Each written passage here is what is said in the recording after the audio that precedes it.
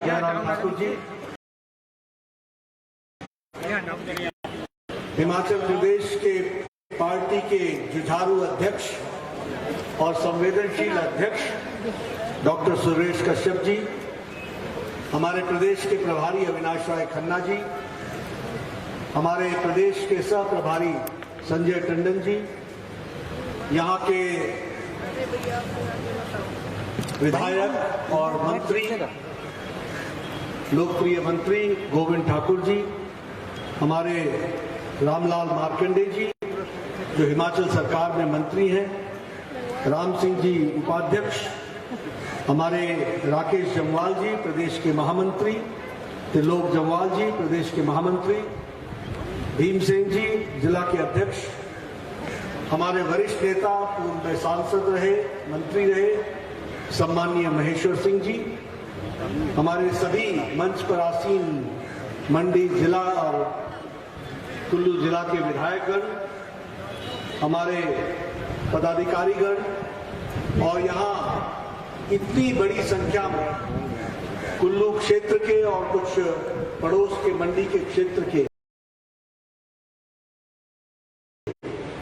आए हुए सभी भाइयों और बहनों, हमारे नौजवान साथी और हमारे मीडिया के साथी, प्रिंट मीडिया, इलेक्ट्रॉनिक मीडिया के साथी, मेरा ये सौभाग्य है कि मुझे आज कुल्लू में आने का अवसर आपने दिया है और आप सबके दर्शन करने का भी मुझे मौका मिला। मैं कुल्लू की धरती पर आया हूं तो सबसे पहले मां हिडिंबा देवी को नमन करता हूं, उनसे आशीर्वाद लेता हूं। मैं बिजली महादेव को प्रणाम करते हुए उनका आशीर्वाद लेता हूं।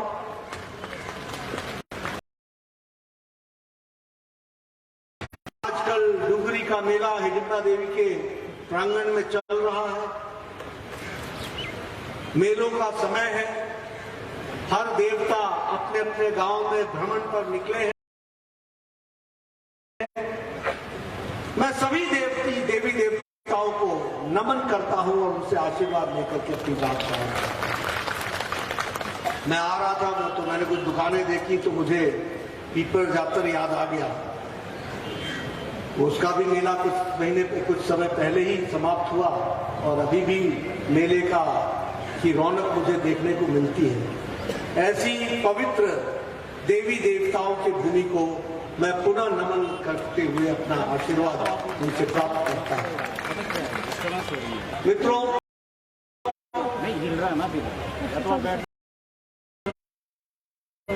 जिस तरीके से आपने मेरा शानदार और जानदार स्वागत किया, मैं दोनों शब्द इसलिए बोलता हूं क्योंकि शानदार तो था ही, लेकिन कई बार शानदार में जानदार नहीं, ये शानदार भी था और जानदार भी था।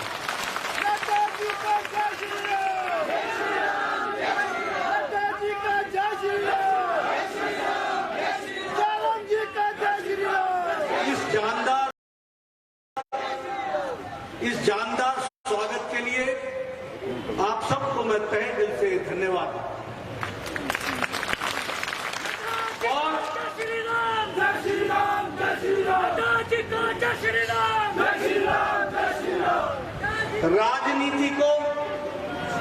राजनीति को दूर से समझने की कुछ आदत सी और चेहरों को पढ़ने की भी मेरी आदत है। मैं ये कह सकता हूं कि जो जोश आपने दिखाया है, जो उमंग आपने दिखाई है, जो ताकत आपने दिखाई है और जिस ललक के साथ आप लगे हैं, आने वाला समय हिमाचल फिर से कमल खिलाने वाला है, इस बात का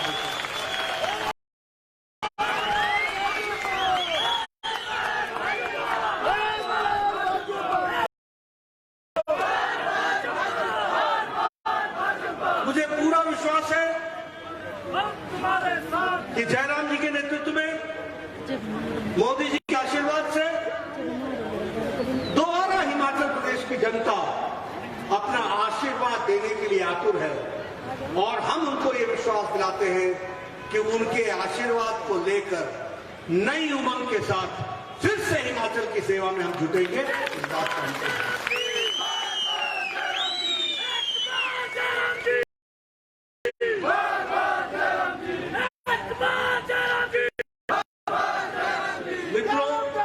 मैं जयराम जी को सुन रहा था, राकेश जवान जी मन संचालन कर रहे थे, दोनों ही, और सुरेश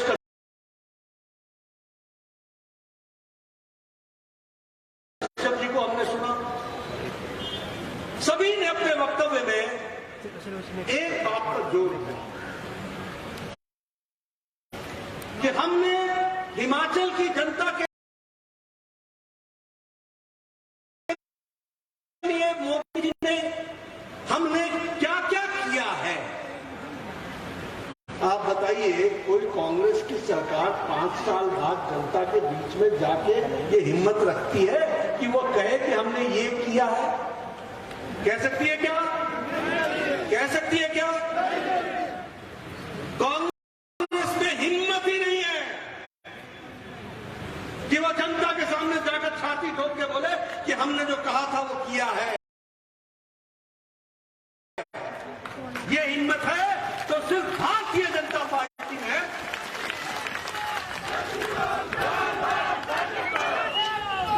कहेंगे वो करेंगे, ये ताकत है तो हमारे। और इसका अहम नहीं है, इसका गुमान नहीं, इसका गुरूर नहीं है। ये जनता के प्रति नतमस्तक होकर के सेवा भाव से काम करने का जो प्रण हमने लिया है, उसका ये रूपांतर है, उसका ये रूप है। इसको हमको समझना है। और इसलिए मैं आपसे कहना चाहता हूं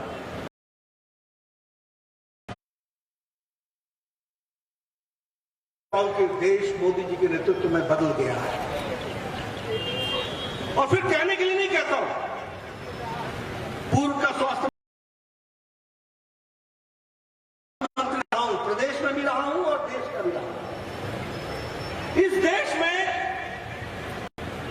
एक तो कभी भी कोई दवाई इजाद नहीं की गई, कोई दवाई आने बनी, कोई वैक्सीन नहीं बनी। अगर वैक्सीन आई विदेशों से, फिर चाहे टेटनस की दवा हो, चाहे ट्यूबरक्लोसिस की हो, चाहे पोलियो की हो, जापानी बुखार का जापान में दवाई बनी थी 1906 में और भारत पहुंची 2006 में। 100 साल लग गए। टेटनस की दवा 38 साल बाद पहुंची, बीसीजी की दवा 27 साल बाद पहुंची, पोलियो की दवा 27 साल बाद पहुंची। और देश बदल गया मोदी जी के नेतृत्व में। 2020 की जनवरी में कोरोना आया, 2020 के अप्रैल में दवाई बनाने का भारत सरकार ने ठानी और 9 महीने के अंदर एक नहीं 2-2 वैक्सीन 9 महीने के अंदर भारत को दी गई। आज आप अमेरिका की तस्वीर देखो, जो बाइडेन मास्क लगा के बैठे हैं। आप पुतिन की तस्वीर देखो, मास्क लगा के बैठे। आप ऑस्ट्रेलिया के नेताओं की तस्वीर देखो, मास्क लगा के बैठे हैं। और यहां भारत में आप सब लोग बड़े नजदीक सट के बिना मास्क के बैठे। ये 190 करोड़ इंजेक्शन, 190 करोड़ डोज, 10 दिनों के अंदर हम 200 करोड़ पार कर जाएंगे। 200 करोड़ दुनिया का सबसे बड़ा वैक्सीनेशन प्रोग्राम और दुनिया का सबसे तेज गति से करने वाला प्रोग्राम है, तो वो हमारा भारत का मोदी जी का वैक्सीनेशन का प्रोग्राम है।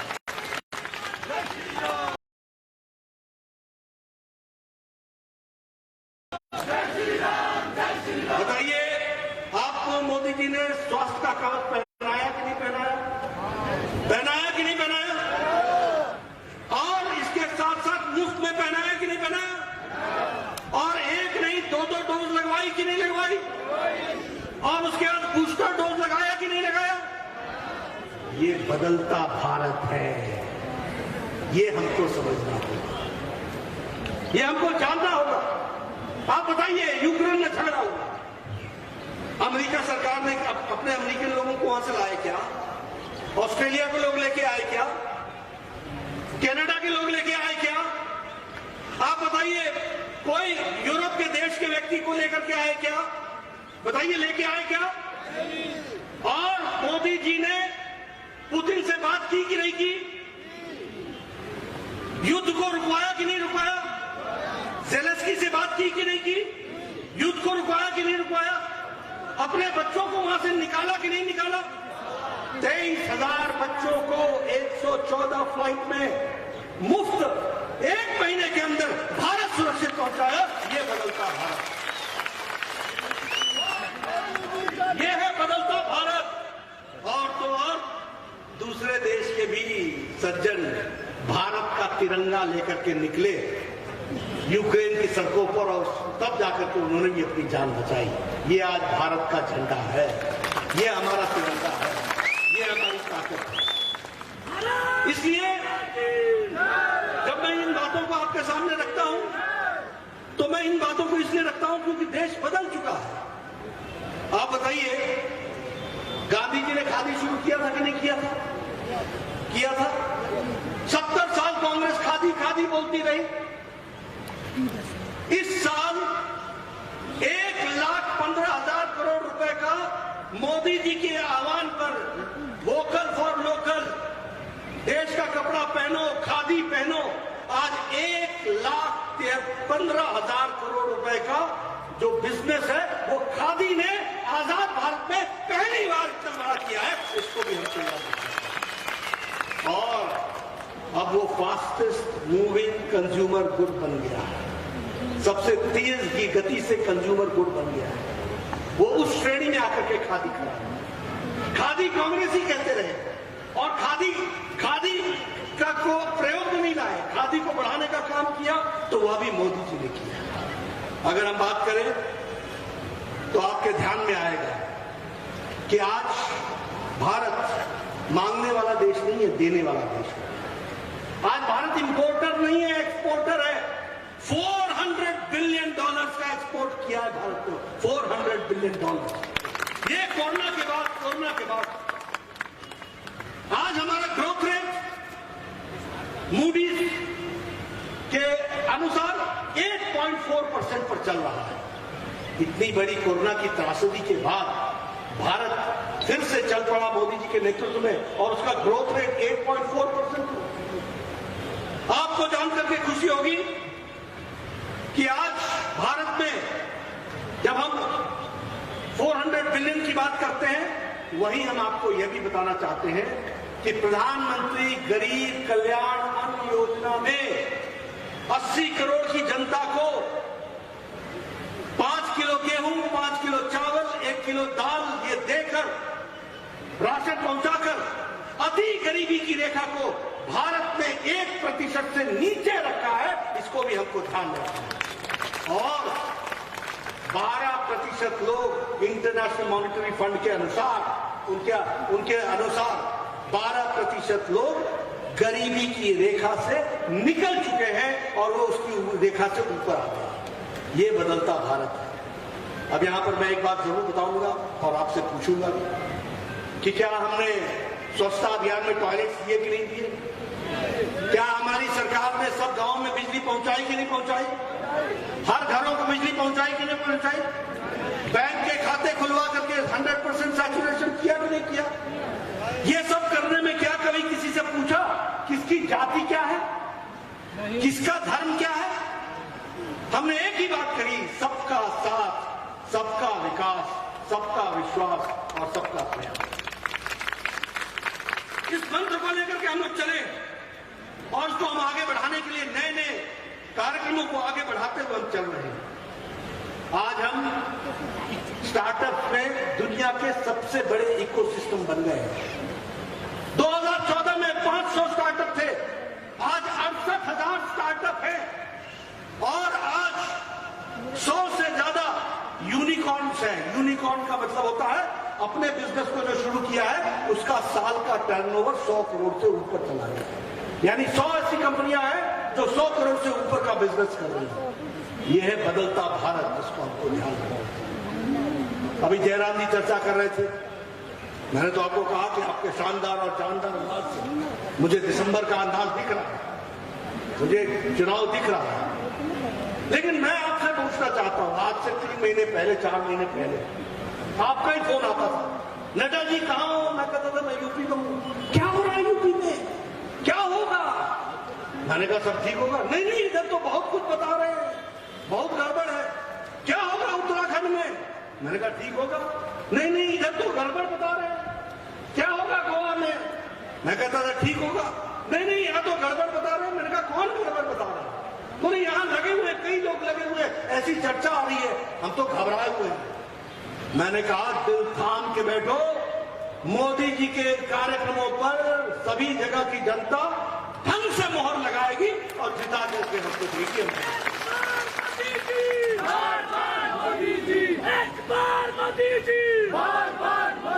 मित्रों, देश बदल गया है।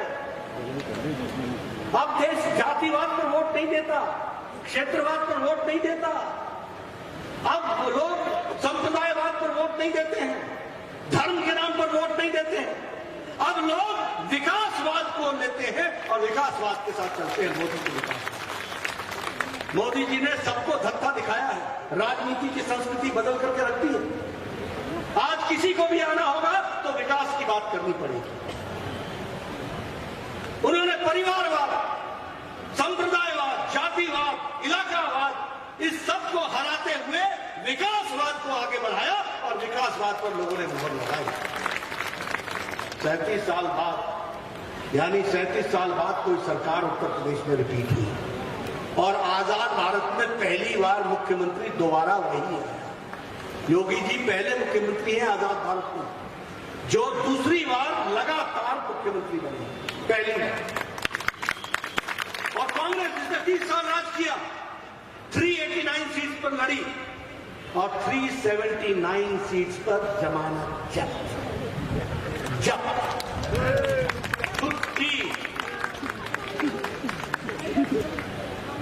हमसे पत्रकारों ने पूछा आपको क्या कहना है कांग्रेस पर? मैंने कहा अच्छा है, भाई बहन की पार्टी है, चले जितना चलने, कोई रोक थोड़ ना सकता।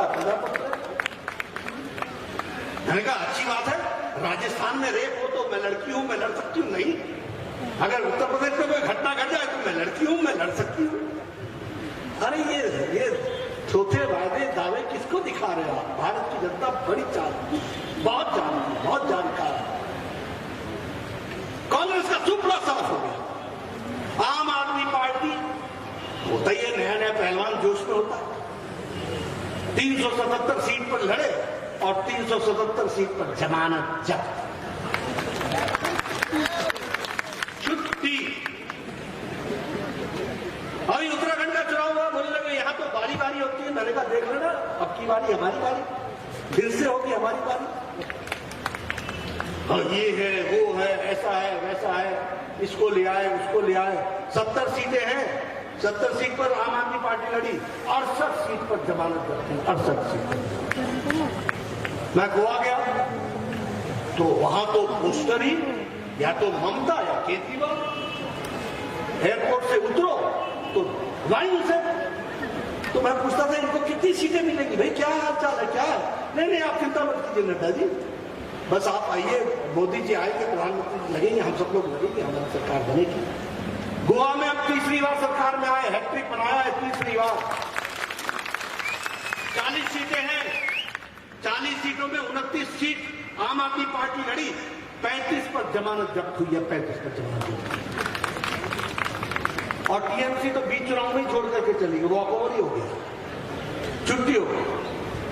मणिपुर में हमने विशुद्ध भारतीय जनता पार्टी की सरकार बनाई, पहली बार विशुद्ध नॉर्थ ईस्ट में हमने पहली बार सरकार बनाई। मित्रों, भारत की जनता आपके साथ चलने को तैयार है। मैं आपसे निवेदन करना चाहता हूं कि आप अपना सामर्थ्य बढ़ाइए, उनका आशीर्वाद लेने की ताकत पैदा करेंगे और हमको फिर से हिमाचल की जनता आशीर्वाद देगी, इस बात का मुझे पूरा भरोसा है। मुझे पूरा भरोसा, हमने काम किया, हम काम करते आए और मैं दावे के साथ यह बोलना चाहता हूं, कांग्रेस ने हिमाचल का हक मारा है और बीजेपी ने हिमाचल को हमेशा हक दिया। और मैं कहने के लिए नहीं कह रहा हूं, राजीव गांधी प्राइम मिनिस्टर थे और यहां वीरभद्र सिंह चीफ मिनिस्टर थे। 9वां वित्त आयोग आया था एनकेपी सालवे का, मुझे याद है उस समय मैं छात्र नेता युवा नेता हुआ करता था। हिमाचल स्पेशल कैटेगरी स्टेट थी।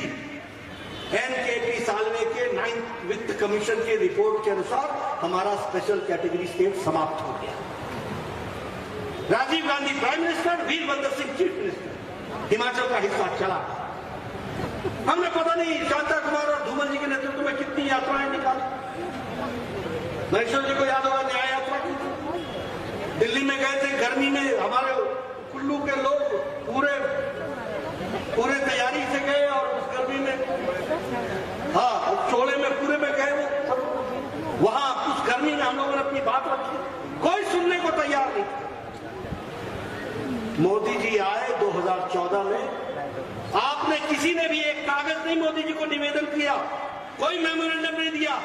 मोदी जी हमारे प्रभारी थे, हिमाचल को चाहते थे, हिमाचल उनका दूसरा घर है।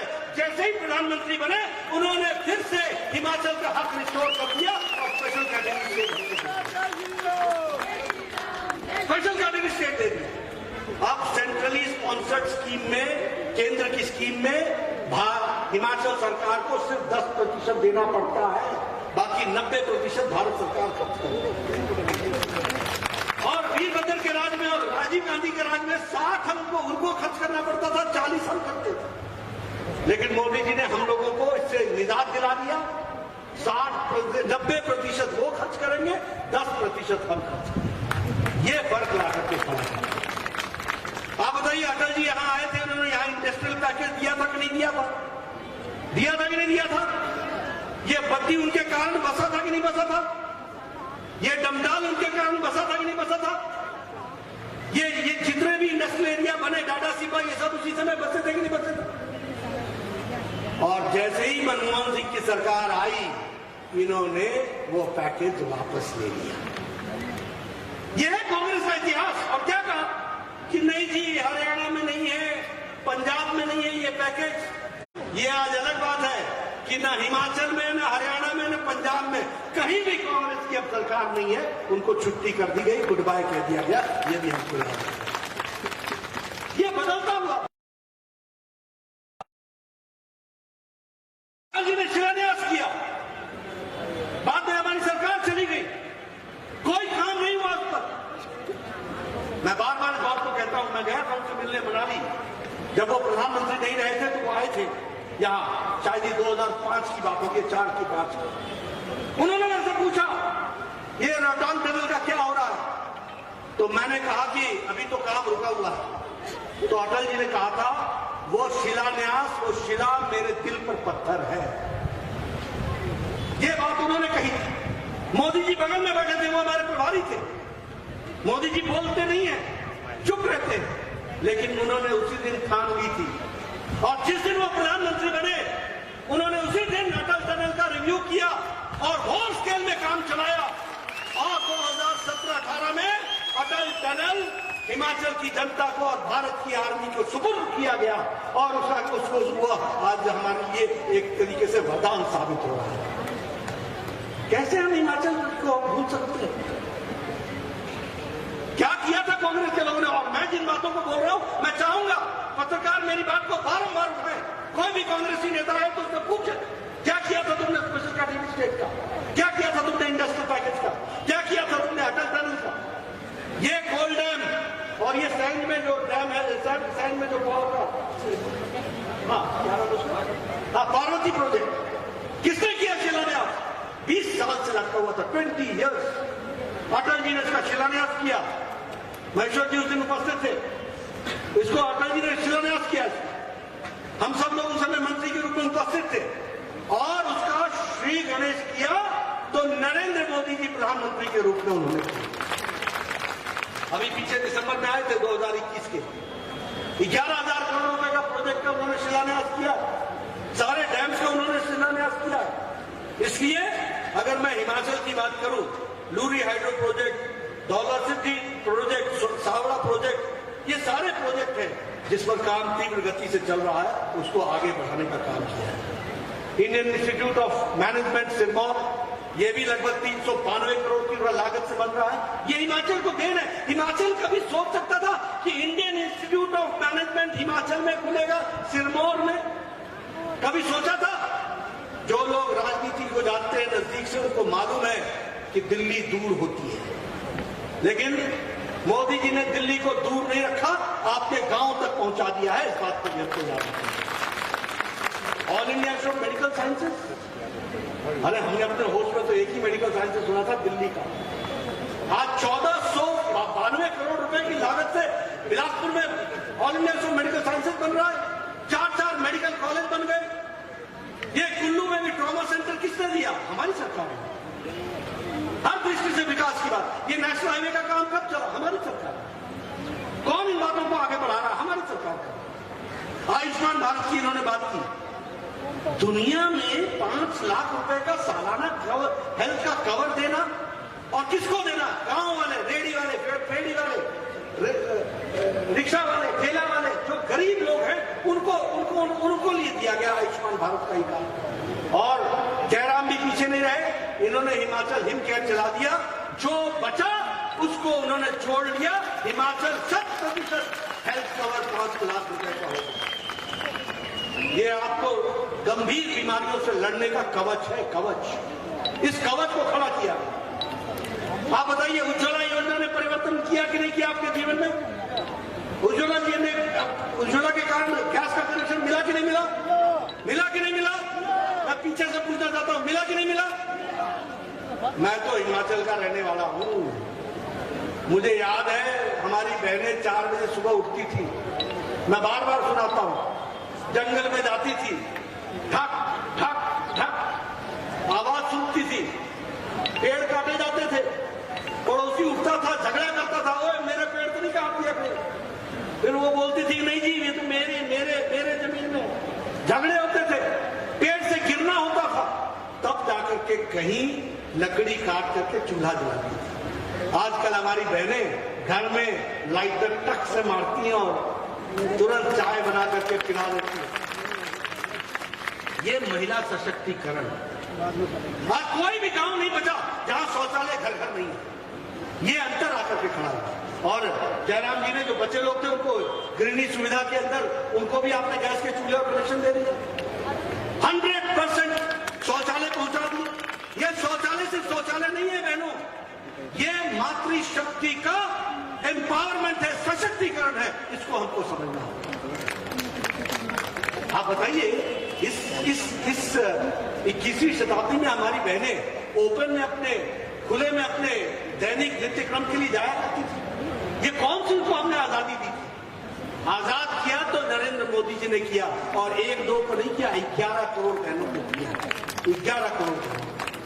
ये अंतर हम लोगों ने देखा है। अभी स्मार्ट सिटी बन रही है, धर्मशाला बन रहा है, और हमारा शिमला बन रहा है। 500 करोड़ रुपए खर्च होने हैं। 500 करोड़ रुपए में हमारे को 50%, वहां 50% देना था। मोदी जी ने कहा नहीं, हिमाचल है, छोड़ दो, इनको से सिर्फ 50 करोड़ मिल जाए तो वो भी बहुत है, बाकी सारा 450 करोड़ हम लगाएंगे। ये अंतर है। इस विकास को हमको समझना पड़ेगा। और जयराम जी ने जो यहाँ योजनाएं चलाई हैं महिलाओं के लिए, SC वर्ग के लिए, दलित भाइयों के लिए, हमारे युवाओं के लिए, हमारे ST भाइयों के लिए, जो शेड्यूल ट्राइब्स है उनके लिए, ये जितनी भी योजनाएं उन्होंने चलाई हैं, ये सारी योजनाएं महिलाओं को, युवाओं को, दलितों को, हमारे आदिवासी भाइयों को, इनको सशक्तिकरण देती है, इनको ताकत देती है।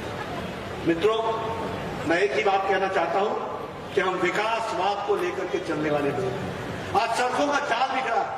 6,000 से ज्यादा 5 साल में जयराम जी ने ग्रामीण सड़कें बनाई है। 6,000 किलोमीटर से ज्यादा जयराम जी।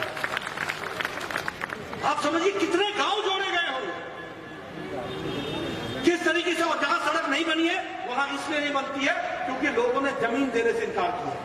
अगर कोई भी जमीन देगा, सड़क दूसरे दिन बनेगी, ये विश्वास मैं आपको देता हूं। ये हमारा विकास का है।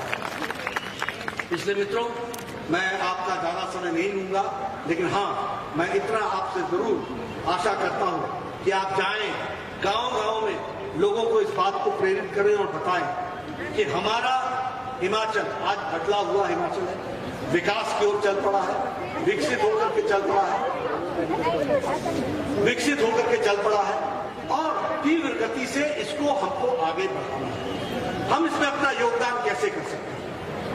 इसलिए मैं सिर्फ अंत में आपको एक निवेदन करने आया हूं। मैं बार बार आपके बीच में आता रहूंगा, आपसे मिलता रहूंगा, लेकिन इस समय आपको मैं सिर्फ निवेदन करने आया हूं कि आप भारतीय जनता पार्टी के कमल के निशान को आशीर्वाद दें, हमारे हाथ मजबूत करें, कमल के निशान को मजबूती प्रदान करें और विकास में अपना योगदान आगे बढ़ाएं, उसको पूरी ताकत प्रदान करें।